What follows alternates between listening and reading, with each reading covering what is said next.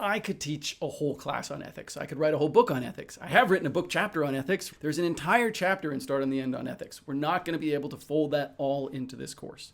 But I want to give you a couple of reminders here. The first one is science is agnostic, right? This is a process and a set of tools for being able to create behavior change. I can't control what you do with it. You can use it to get people to stop smoking. You use it to get people start smoking, right? You can do all sorts of terrible negative things with this. I can't stop you from doing that. But I can warn you that there are people on the other side of the fight from you, and we're very passionate. So if you start taking this class and using it for negative things, and I find out, expect that I will come for you. Don't do it.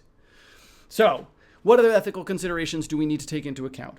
First of all, remember that science is an actively debiasing process. The whole point of this applied behavioral science methodology, the whole point of doing SIDE is to try and combat those biases that we have, falling in love with our own ideas, using insights that are based on our stereotypes and evidence, not piloting things and just scaling them because we're so sure that they're going to work.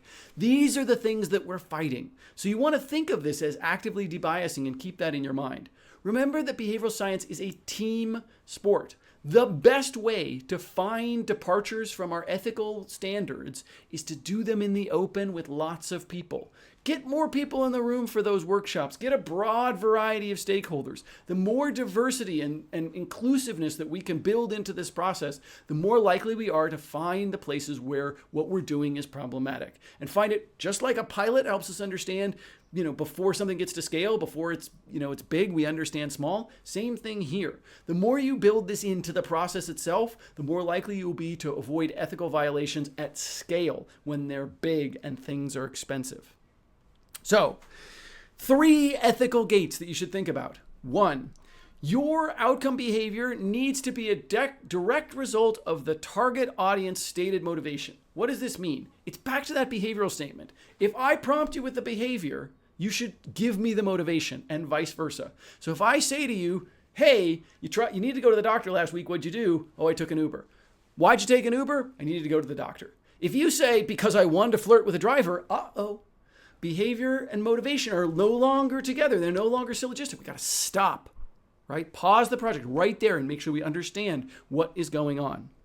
The second thing that's important is that the benefit of the outcome behavior and the intervention can't be outweighed by the cost of not fulfilling some alternative motivation. What does this mean?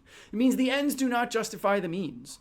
Pretend that you're working at Fitbit and your job is to get people to work out. If you get them to work out 24/7 and they don't go to their jobs anymore and they neglect their kids and their cat dies because they didn't feed it, that's not a good thing. And they wouldn't have endorsed any of those outcomes. They wouldn't say, I want to work out so much I lose my job, or I want to work out so much my kids hate me, or I want to work out so much my cat dies.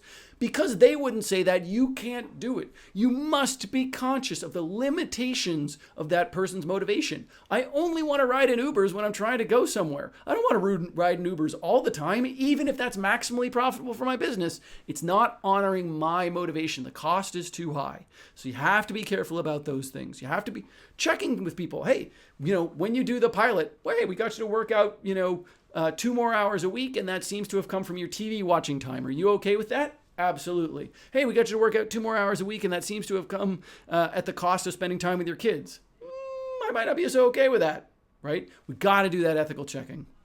And the last thing is you have to be willing to publicly describe and take responsibility and accountability for the intervention and the outcome behavior.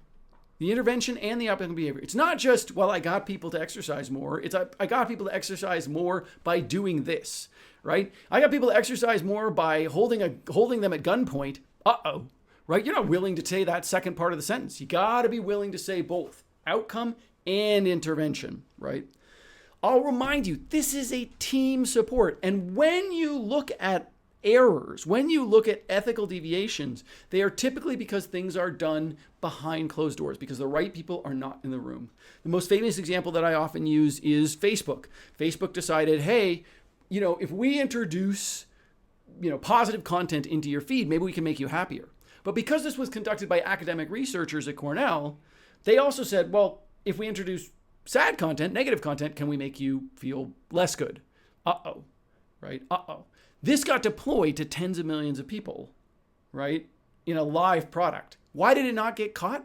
Because it was done in secret. There was no review process of any kind. As a matter of fact, when it was taken to the Institutional Review Board at Cornell, the IRB that's supposed to be reviewing this, they said, this is industry research. We don't need to look at it. So there was a chance somebody could have caught that, could have kept 5 million people or more from feeling bad. But they missed out because they said, hey, this isn't mine. Ethics is a responsibility that we all share. So if somebody asks you to review something, take the time. Even if it's not your team, take the time. Ethics is a shared responsibility inside of the org, outside of the org. Ethics is a shared responsibility.